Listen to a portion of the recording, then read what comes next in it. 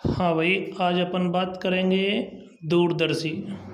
Actually last video में अपन discuss कर रहे थे सूक्ष्मदर्शी के बारे में। सूक्ष्मदर्शी में हमने कुछ ऐसा देखा, यह एक ऐसा प्रकाशिक यंत्र है जिसकी सहायता से सूक्ष्म वस्तुओं के बड़े प्रतिबिंब या दीर्घ प्रतिबिंब प्राप्त किए जाते हैं। सूक्ष्म वस्तुओं के बड़े प्रतिबिंब प्राप्त करने वाली जो युक्ति होती है उसे अपन क्या बोलते हैं? सूक्ष्मदर्शी बोलते हैं। एक्चुअली हमने ये देखा था कि सूक्ष्मदर्शी आपके पास में दो प्रकार के थे, एक सरल सूक्ष्मदर्शी और एक संयुक्त सूक्ष्मदर्शी। आपने देखा था सरल सूक्ष्मदर्शी में एक उत्तल लेंस का यूज किया गया था, जबकि संयुक्त सूक्ष्मदर्शी में दो उत्तल लेंसों का यूज किया गया था। ऐसा कुछ आप देख चुके हैं। आज अपन डिस्कस करेंगे किसके बारे में? दूरदर्शी।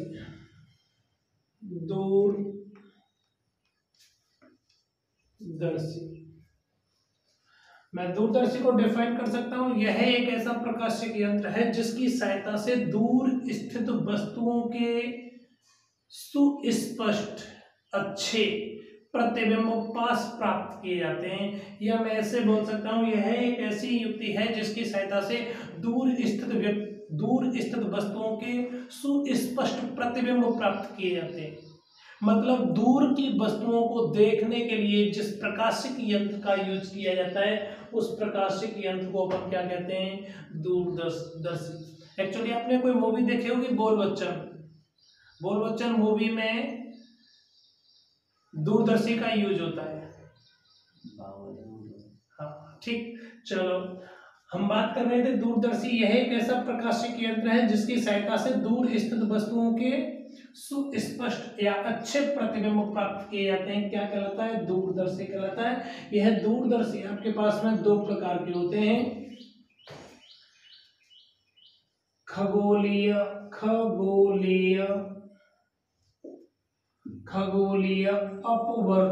अपवर्ती दूरदर्शी, और दूसरा है आपके पास में खगोलीय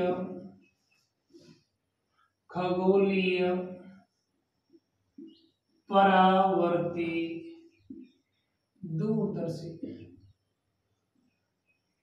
एक्चुअली इस वीडियो के अंदर अपन डिस्कस करेंगे खगोलीय अपवर्ती दूरदर्शी। किसके बारे में? खगोलीय अपवर्ती दूरदर्शी। सबसे पहले मुझे बात करना है खगोलीय दूरदर्शी क्या होता है। खगोलीय दूरदर्शी ऐसा प्रकाशिक यंत्र जिसकी सहायता से आकाश में उपस्थित चंद्रमा एवं तारों को देखा जाता है, या आकाश में उपस्थित आकाशीय पिंडों के बारे में अध्ययन किया जाता है। आकाशीय पिंड क्या हो गए? चंद्रमा, तारे, सूर्य आदि के बारे में अध्ययन किया जाता है। क्या कहलाता है? खगोलीय दूरदर्शी कहलाता है। खगोलीय दूरदर्शी क्या होता है बेटा?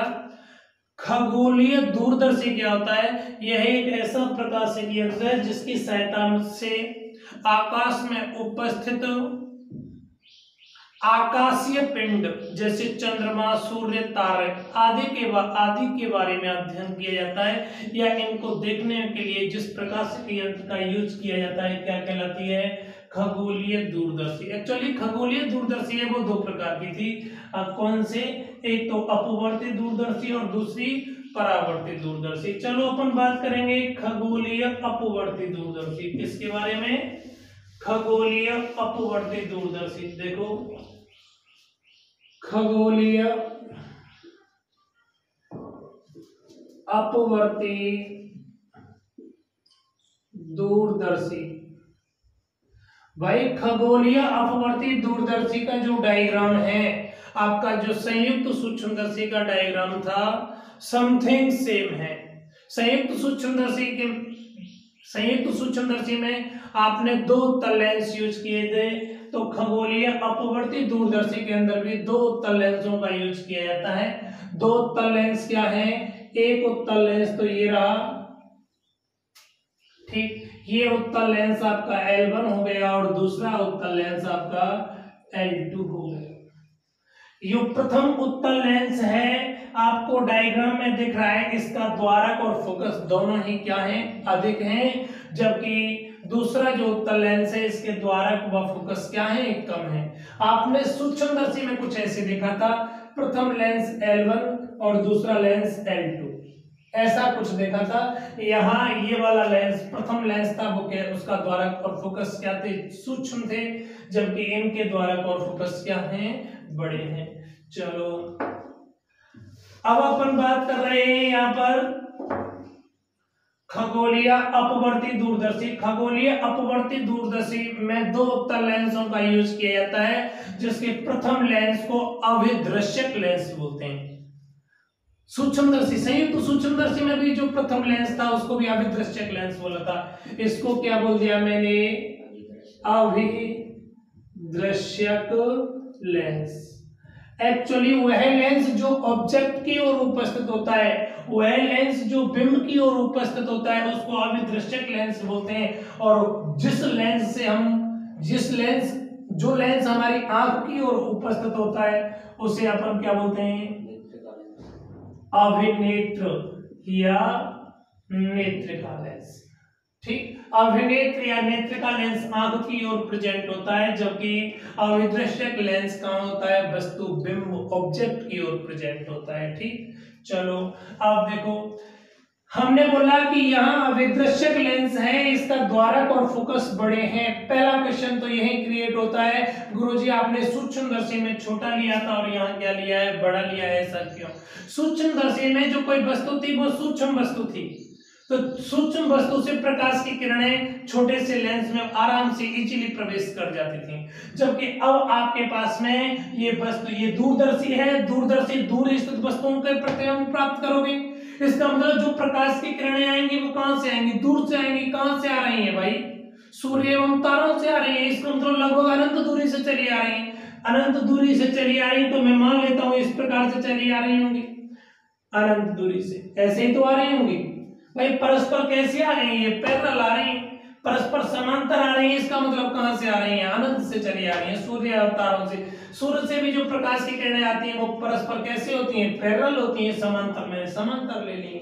ठीक, लेकिन अपना क्वेश्चन तो ये था कि गुरुजी आपने यहाँ द्वारक है, वो द्वारक बड़ा क्यों लिया है, इसका फोकस बड़ा क्यों लिया है? भाई दूर से प्रकाश की किरणें चली आ रही हैं। अगर मैं कोई छोटा सा उत्तल लेंस लेता तो इस उत्तल लेंस में कम प्रकाश की किरणें प्रवेश करती, और जैसे ही मैंने बड़ा उत्तल लेंस लिया तो इसमें बहुत सारी प्रकाश की किरणें आपतित होंगी या नहीं होंगी? जब बहुत सारी प्रकाश की किरणें आपतित होंगी तो यार देखो, ये प्रकाश की किरणें परस्पर समांतर आ रही हैं, तो ये अपने फोकस बिंदु पर, जहां कहीं इनका फोकस बिंदु होगा, जैसे ये फोकस बिंदु ये हो गया, ये फोकस बिंदु से ऐसे चलेगी, ये ऐसे चलेगी, तो जाके एक स्थान पर जाके क्या करेंगे, ये प्रतिच्छेद करेंगे अपवर्तन के पश्चात। इसका मतलब अनंत से आने वाली वस्तुओं के जो बिंब होगा, उस बिंब का प्रतिबिंब मुझे यहाँ मिलेगा। मैं भाई आपसे ये कहना चाह रहा हूं, अगर आपके पास में द्वारक ये क्या होता, छोटा द्वारक होता, कैसा होता, छोटा, तो इसमें प्रकाश की किरणें कम प्रवेश करती, तो यहां प्रतिच्छेद करने वाली प्रकाश की किरणों की संख्या क्या होती है आपकी, कम होती है ना। और जब किसी स्थान पर कम मात्रा में प्रकाश की किरणें प्रतिच्छेद करती हैं तो वहां प्रतिबिंब कैसा होगा, धुंधला होगा। कैसा, धुंधला। अगर मैंने इस लेंस का, ये जो लेंस है, इस लेंस का द्वारक बड़ा ले लिया, इस लेंस में प्रवेश करने वाली प्रकाश की किरणों की संख्या ज्यादा हो गई, अपने फोकस बिंदु पर एक दूसरे को प्रतिच्छेद करेंगे, तो जिस बिंदु पर ये प्रतिच्छेद करेंगे वहां बहुत सारी प्रकाश की किरणें एक दूसरे को प्रतिच्छेद करेंगी, और जब बहुत सारी प्रकाश की किरणें एक दूसरे को प्रतिच्छेद करेंगी तो जो कोई प्रतिबिंब प्राप्त होगा वो प्रतिबिंब कैसा होगा, अच्छा चमकीला प्रतिबिंब प्राप्त होगा। कैसा होगा, चमकीला प्रतिबिंब प्राप्त होगा, है ना। तो मेरा क्वेश्चन क्या था कि हमने जो अभिदृश्यक लेंस था, अपना जो अभिदृश्यक लेंस था, इसका द्वारक हमने बड़ा क्यों लिया, प्रतिबिंब को स्पष्ट देखने के लिए, अच्छा प्रतिबिंब प्राप्त हो, क्योंकि जब इस पर बहुत ज्यादा प्रकाश की किरणें आपतित होंगी तो प्रतिबिंब अच्छा होगा। कैसे अच्छा होगा, देखो ये आपके पास प्रकाश की किरण आ रही थी, तो प्रकाश से केंद्र से बिना किसी विचलन के सीधी सीधी गुजरेगी, जबकि ये प्रकाश की किरणें आ रही हैं, ये प्रकाश की किरणें इस प्रकार अपवर्तन, लेंस से अपवर्तन के पश्चात इस प्रकार चली जाएगी या नहीं जाएगी। तो जिस किसी स्थान पर इसने प्रतिच्छेद किया है तो वो वाला पॉइंट क्या हो जाएगा, इसका फोकस पॉइंट हो जाएगा। कौन सा, फोकस पॉइंट। है ना। अब आपके पास में यहाँ कहीं वस्तु अनंत पर होगी तो इस अनंत वाली वस्तु का प्रतिबिंब आपको क्या मिल गया, P डैश Q डैश मिल गया। लेकिन ये प्रतिबिंब कहाँ मिला है आपको, फोकस पर मिला है। कहां पर, वापिस एक बार फिर बोलता हूं, मैंने अपवर्ती दूरदर्शी के अंदर जो प्रथम अविदृश्यक लेंस लिया था, इसका द्वारक और फोकस अधिक क्यों लिए, ताकि इस लेंस में अनंत से आने वाली प्रकाश की किरणों का समावेश बहुत ज्यादा हो। जब इन अनंत से आने वाली प्रकाश की किरणों का समावेश बहुत ज्यादा होगा तो ये कहां पर, फोकस बिंदु पर आकर एक दूसरे को प्रतिच्छेद करेंगे। जब बहुत ज्यादा संख्या में यहां प्रकाश की किरणें एक दूसरे को प्रतिच्छेद करेंगे तो प्रतिबिंब कैसा प्राप्त होगा, अच्छा प्राप्त होगा, है ना। लेकिन ये प्रतिबिंब की प्रकृति कैसी है, वो वास्तविक व उल्टा। कैसा प्रतिबिंब है, उल्टा। देखो PQ ऊपर था, उल्टा मिला, लेकिन कैसा है, वास्तव में प्रकाश की किरणें प्रतिच्छेद कर रही है ना। प्रतिबिंब को स्पष्ट प्राप्त करने के लिए मैंने इसके द्वारक व फोकस क्या लिए, बड़े लिए। लेकिन भाई ये द्वारक बड़ा लेने के कारण यहां एक इस एप्रिटस के अंदर एक अवगुण भी उत्पन्न हो जाता है, एक दोष भी उत्पन्न हो जाता है। और जो दोष उत्पन्न होता है वो दोष क्या उत्पन्न होता है बेटा, इस प्रतिबिंब में वर्ण विपथन और गोलीय विपथन, ये दोष उत्पन्न हो जाते हैं। मैंने आपको संयुक्त सूक्ष्मदर्शी में बोला था कि संयुक्त सूक्ष्मदर्शी में वर्ण विपथन एवं गोलीय विपथन जैसे दोष उत्पन्न नहीं होते, लेकिन यहां उत्पन्न हो गए। मैंने वहां पर जो ये प्रथम लेंस लिया था वो द्वारक और उस लेंस का द्वारक और फोकस बिंदु अल्प इसीलिए लिए थे ताकि वहां वर्ण विपथन और गोलीय विपथन जैसे दोष उत्पन्न ना हो। लेकिन मैंने यहां प्रतिबिंब को स्पष्ट प्राप्त करने के लिए द्वारक और फोकस अधिक लिए लेंस के, लेकिन अधिक लेने के पश्चात यहाँ वर्ण विपथन और गोलीय विपथन जैसे दोष उत्पन्न हो जाते हैं। लेकिन अब आपके माइंड में क्वेश्चन क्रिएट होता है कि गुरुजी ये वर्ण विपथन और गोलीय विपथन जैसे दोष उत्पन्न क्यों हुए। आप सोचिएगा, यहाँ आपके पास में कोई ऑब्जेक्ट है, ये क्या है, सूर्य एवं चांद, सूर्य एवं तारों पर, चंद्रमा पर कोई बिंब होगा, उसका प्रतिबिंब यहाँ प्राप्त हो रहा है, वहां से प्रकाश की किरणें आ रही हैं। मैं मान लेता हूं यहाँ कोई आदमी खड़ा हुआ है और उस आदमी ने अलग अलग कलर की शर्ट पहन रखी है, मतलब ऐसे मैंने शर्ट पहन रखी है ना, ऐसे ही उसने लाल पीली हरी गुलाबी 7 कलर की शर्ट पहन रखी है। तो यहां से आप सोचो, जब 7 कलर प्रेजेंट है तो 7 कलरों का प्रकाश आएगा या नहीं आएगा। 7 कलरों का प्रकाश की किरणें परस्पर कैसे आएंगी, समांतर आएंगी, और समांतर आएंगी तो इस कौन है ये, उत्तल लेंस के द्वारा इन प्रकाश की किरणों का क्या होगा, अपवर्तन होगा। लेकिन मैंने आपको प्रिज्म द्वारा वर्ण विक्षेपण में पढ़ाया था कि मैंने आपको पढ़ाया प्रिज्म के द्वारा वर्ण विक्षेपण में किसी एक ही माध्यम का अलग अलग रंगों के लिए अपवर्तनांक अलग अलग होता है। इसका मतलब क्या हो गया, आपके पास ये कांच है, अगर इसमें लाल रंग का प्रकाश आ रहा है यहाँ पर और बैंगनी रंग का प्रकाश आ रहा है, लाल भी आ रहा है और बैंगनी भी आ रहा है, तो एक्चुअली इस प्रकाश को जाना ऐसे चाहिए था, लेकिन इस माध्यम का कोई ना कोई अपवर्तनांक है। अपवर्तनांक होने के कारण इस प्रकाश की किरण का क्या होगा, अपवर्तन होगा। क्या होगा, अपवर्तन होगा। आप सोचो ऐसे प्रकाश की किरण आई रेड और वायलेट कलर की, ठीक, अपवर्तन होगा तो इस प्रकाश की किरणों को जाना कैसे चाहिए था, ऐसे जाना चाहिए था, जाना चाहिए था। चलो मैं अच्छे से डायग्राम लेता हूं इसको। मेरे पास कौन है, ये कांच का गुटका है, यह विलंब हो गया, प्रकाश की किरण इस प्रकार से आ रही है रेड और वायलेट कलर की। एक्चुअली इस प्रकाश की किरण को जाना कैसे चाहिए था, ऐसे जाना चाहिए था, है ना। लेकिन इधर देखो, जब ये प्रकाश की किरण कांच के अंदर प्रवेश करेगी तो कांच का कोई ना कोई अपवर्तनांक होगा, विरल माध्यम से सघन माध्यम में प्रवेश कर रही है तो यह अविलंब की ओर झुक जाएगी, झुकेगी। अब देखो यहाँ रेड कलर के लिए, रेड रंग की जो प्रकाश की किरण आ रही है उस किरण के लिए इस माध्यम का अपवर्तनांक कम होता है तो ये रेड रंग की प्रकाश की किरण इधर चली जाएगी, जबकि वॉयलेट कलर के लिए इसी माध्यम का अपवर्तनांक अधिक होता है तो वॉयलेट कलर की प्रकाश की किरण इधर चली जाएगी। मतलब एक ही माध्यम का अलग अलग रंगों के लिए अपवर्तनांक क्या होता है, अलग अलग होता है। और जब अलग अलग होता है तो जो अपवर्तन के पश्चात हमें ये सारे रंग अलग अलग प्राप्त हो जाते हैं। यही तो कारण था कि जब आप प्रिज्म के ऊपर श्वेत प्रकाश डालते थे, श्वेत प्रकाश का मतलब क्या हो गया, सातों रंगों के प्रकाश डालते थे, तब यह प्रिज्म उन सातों रंग उस प्रकाश को सातों रंगों में क्या कर देता था, डिवाइड कर देता था। जो सातों रंग हमें अलग अलग दिखाई देते थे। तो सातों रंग अलग अलग दिखाई देने का रीजन मैंने वहां पर आपको क्या बताया था, किसी एक ही माध्यम का अलग अलग रंगों के लिए अपवर्तनांक क्या होता है, अलग अलग होता है। एक ही माध्यम यहाँ कौन है, लेंस, कांच है। यहाँ अलग अलग रंग की प्रकाश की किरणें आ रही हैं, तो अलग अलग रंग की प्रकाश की किरणें आ रही हैं तो उनका अपवर्तन यहाँ अलग अलग होगा। अपवर्तन अलग अलग होगा तो जैसे आप सोचिएगा ये प्रकाश की किरणें इस प्रकार आई, तो कोई यहां प्रतिच्छेद करेगी, कोई यहां प्रतिच्छेद करेगी अपवर्तन के पास, कोई यहां प्रतिच्छेद करेगी। इसका मतलब क्या हो गया, जो अलग अलग रंगों के प्रतिबिंब यहां अलग अलग प्राप्त होंगे। अलग ऐसे सोचो, एक जगह लाल होगा तो दूसरी जगह बैंगनी होगा तो दूसरी जगह गुलाबी, अलग अलग होंगे। इसका मतलब जो आपको ये अलग अलग प्रतिबिंब प्राप्त हो रहे हैं, ये अलग अलग प्रतिबिंब एक दूसरे के ऊपर कुछ कुछ ओवरलैपिंग करने लगते हैं।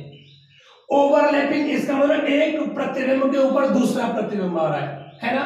इसका मतलब मुझे लाल रंग का प्रतिबिंब यहाँ था, आप सोचो इसी स्थान पर रेड कलर का प्रतिबिंब प्राप्त होना चाहिए था, लेकिन यहाँ काला रंग के प्रकाश हो आ गया, लाल और काला।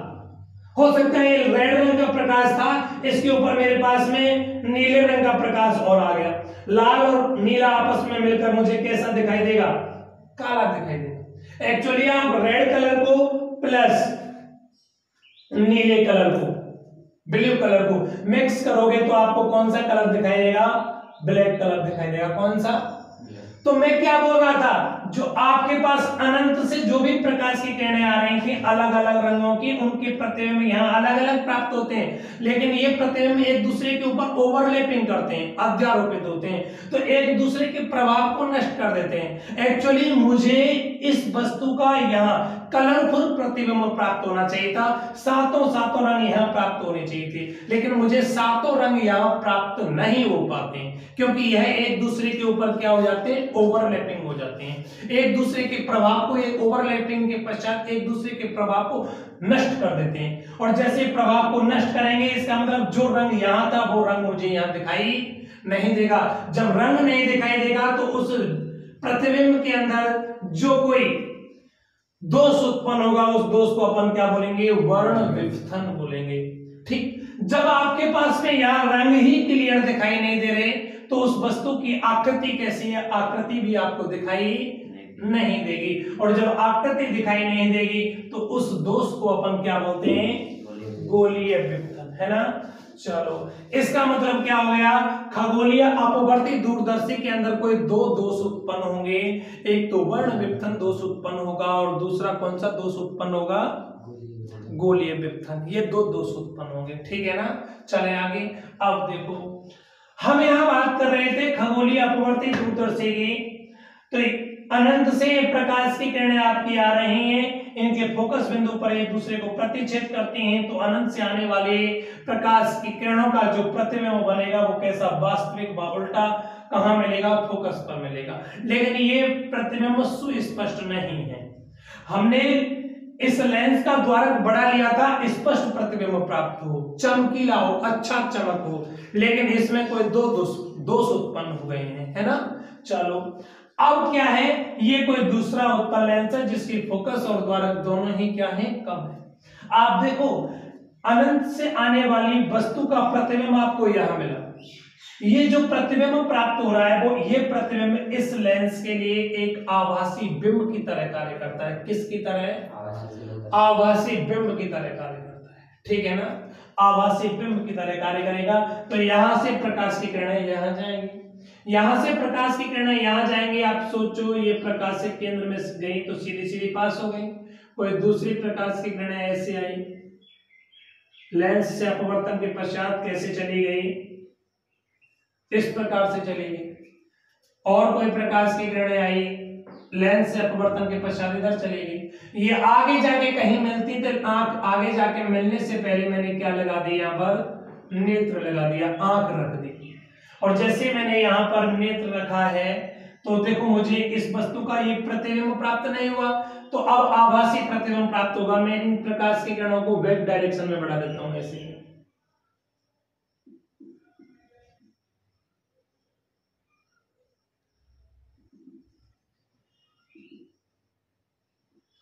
इस स्थान पर बढ़ा दिया, और जैसे मैंने इस स्थान पर बढ़ाया तो जो आपके पास में ये आभासी प्रतिबिंब था, आभासी प्रतिबिंब कौन सा था, इसका क्या नाम था,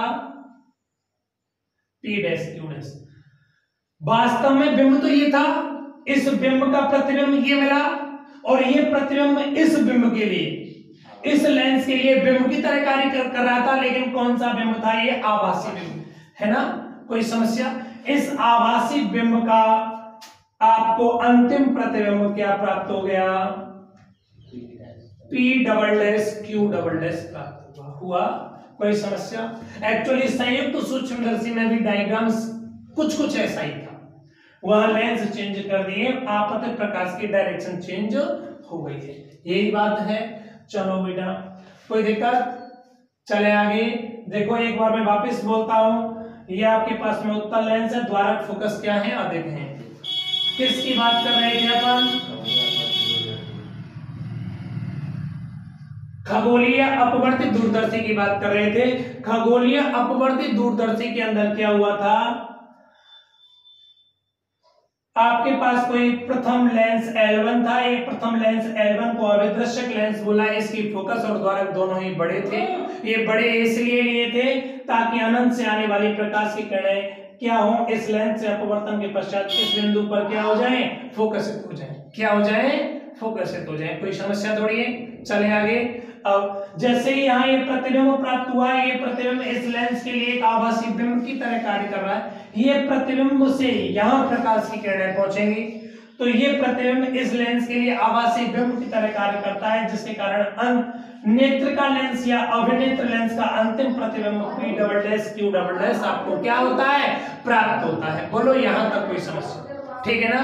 तो ये क्या हो गया मेरे पास, खगोलीय अपवर्तित दूरदर्शी है ना। मुझे डिस्कस करना है यहाँ खगोलीय अपवर्तित दूरदर्शी की आवर्धन क्षमता। क्या है, आवर्धन क्षमता। हमने देखा आवर्धन क्षमता को हम किससे डिनोट करते हैं, m से, और m बराबर बीटा अपॉन अल्फा या थीटा आई अपॉन थीटा, यही था। बीटा क्या था, आपका प्रतिबिंब द्वारा नेत्र पर अंतरित कोण था, और ये अल्फा क्या था, बिंब द्वारा नेत्र पर अंतरित कोण था। यही बात थी, प्रतिबिंब द्वारा नेत्र पर अंतरित कोण एवं बिंब द्वारा नेत्र पर अंतरित कोणों का अनुपात क्या कहलाता है, आपका आवर्धन क्षमता कहलाता है। ठीक है ना। चलो अब देखो, सबसे पहले मैं बीटा को माप देखता हूं। बीटा क्या है, प्रतिबिंब द्वारा नेत्र पर, प्रतिबिंब ये रहा, यही है।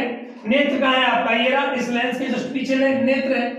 प्रतिबिंब के द्वारा नेत्र पर अंतरित कोण, देखो इस प्रकाश की किरणों को मैंने सीधा सीधा बढ़ाया था, नहीं बढ़ाया था, तो देखो इस प्रतिबिंब के द्वारा यहां जो कोई कोण बनेगा, ये वाला कोण क्या रहेगा आपका, बीटा रहेगा या नहीं रहेगा, रहेगा। तो मैं यहां से त्रिभुज ले लेता हूं। देखो या तो बड़े वाले त्रिभुज में मैं बीटा का मान निकालूं या छोटे में निकालूं, कहीं से भी निकालूं बीटा तो वही रहेगा, लेकिन मैं छोटे वाले त्रिभुज में बीटा का मान निकालता हूं। और छोटे वाले में क्यों निकालता हूं, क्योंकि ये सारे मान मेरे पास में प्रेजेंट होंगे। अब देखो त्रिभुज P डैश Q डैश, ये पॉइंट आपका O हो गया और ये वाला O डैश हो गया। तो मैं यहां से बोल देता हूं बेटा, त्रिभुज P dash Q dash O dash में क्या आएगा, tan बीटा बराबर, tan बीटा बराबर, tan थीटा बराबर क्या होता है आपका, लंब बटा आधा। लंब क्या हो गया, P dash Q dash upon O dash Q dash, आएगा नहीं आएगा, P dash Q dash upon O dash Q dash. कोई समस्या थोड़ी है। चले आगे। चलो भाई, अब अगली बार में मुझे क्या चाहिए, अल्फा चाहिए। क्या चाहिए, अल्फा। अल्फा क्या होता है, अल्फा बिंब द्वारा नेत्र पर अंतरित कोण। देखो बिंब कहाँ है आपका, अनंत पर है, अनंत पर है, तो अनंत से आने वाली प्रकाश की किरणें यहाँ पर भी समांतर आएंगी, यहाँ पर भी समांतर आएंगी, नेत्र आपका यहाँ है। तो देखो भाई अनंत से वो प्रकाश की किरणें आएंगी धरातल पर, जो एक कोण यहाँ बनाएंगी वो एक कोण यहाँ बनाएंगी। तो मैं यहाँ मान लेता हूं ये कोई कोण बन रहा है, वो कोण क्या है, अल्फा। लेकिन यार अब अल्फा का मान निकालने के लिए तो त्रिभुज चाहिए, त्रिभुज बन ही नहीं रहा। लेकिन इधर देखो ये प्रकाश की किरण सीधी सीधी निकल गई, ये प्रकाश की किरण सीधी सीधी निकल गई, ये अल्फा है, तो ये वाला कोण अल्फा होगा या नहीं होगा, होगा या नहीं होगा, कोई समस्या थोड़ी है। चले आगे। अब जब ये अल्फा हो गया तो मुझे यहां से अल्फा का मान निकालना है, तो मैं ले लेता हूं त्रिभुज P dash Q dash O में। इस त्रिभुज में अल्फा का मान निकाल दूं, ये वाली कोण आपस में क्या हो जाएंगे, बराबर हो जाएंगे, इस चीज का विमुख कोण है। तो मैं यहां से निकालता हूं त्रिभुज P dash Q dash O में क्या आएगा, tan अल्फा, और tan अल्फा बराबर क्या मिलेगा आपको, P dash Q dash upon O Q dash. आएगा या नहीं आएगा।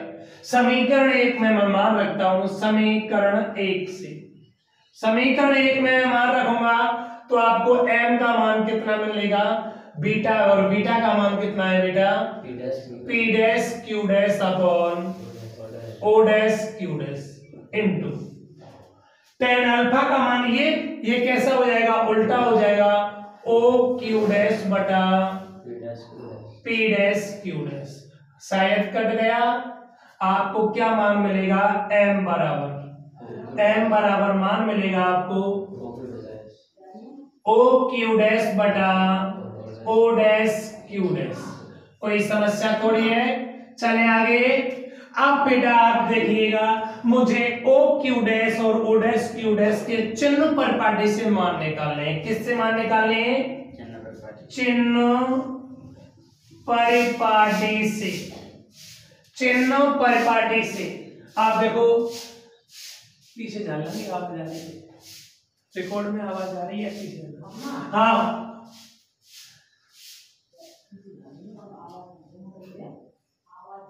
अब देखो चिन्ह परिपाटी से मुझे मान रखना है O Q dash, O Q dash, O Q dash, O Q dash यही है ना, यही है। ये कौन सी दूरी आ रही है आपकी, इसका प्रतिबिंब प्राप्त हो रहा है, प्रतिबिंब दूरी या फोकस दूरी, ये फोकस दूरी है।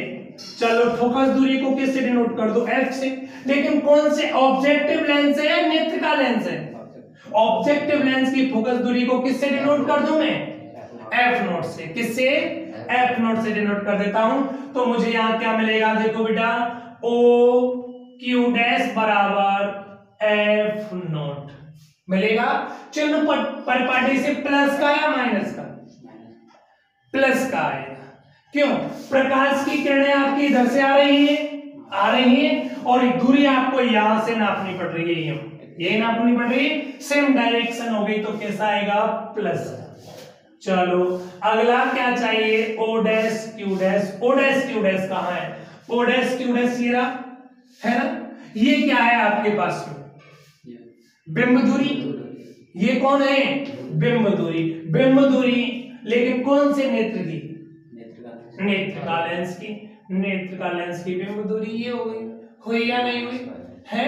एक्चुअली मैं बात करना चाहूं, एक्चुअली मैं यहां से बात करना चाहूं तो देखो, चलो छोड़ो, यहां से यहां तक की ये वाली दूरी क्या हो गई, बिंब दूरी, नेत्र का लेंस की बिंब दूरी कैसे आएगी, चिन्ह परिपाटी से, माइनस की। बिंब दूरी हमेशा हमेशा हमेशा आपकी कैसी आएंगी, माइनस की आएंगी। ये मान मैं यहां रखूंगा। देन आपको फाइनली m बराबर कितना मान मिलेगा, F नॉट अपॉन माइनस का U मिलेगा या नहीं मिलेगा, कोई समस्या थोड़ी है। चले आगे। अब देखो मुझे क्या चाहिए, m बराबर minus F not upon UE, minus F not upon UE। यहां मैं कंडीशन ले लेता हूं, पहली कंडीशन, जब प्रतिबिंब आपका न्यूनतम दूरी पर हो, जब प्रतिबिंब न्यूनतम दूरी पर हो, जब प्रतिबिंब न्यूनतम दूरी पर होगा, इसका मतलब क्या हो गया, प्रतिबिंब v हो गया, यही है ना, कोई समस्या, v बराबर न्यूनतम दूरी कितनी ले लो, d ले लो, है ना। जब प्रतिबिंब न्यूनतम दूरी हो, अंतिम प्रतिबिंब प्राप्त हो रहा है वो न्यूनतम दूरी पर है, लेकिन दूरी यूं नापनी पड़ रही है आपको, यूं चिन्ह पर पार्टी से मान कैसा आएगा, नेगेटिव आ गया। जब v का मान माइनस d आएगा तो ue बिंब दूरी तो आपकी ue रहेगी, लेकिन कैसी रहेगी, माइनस की। लेंस सूत्र होता है 1/f equal to 1/v minus 1/e।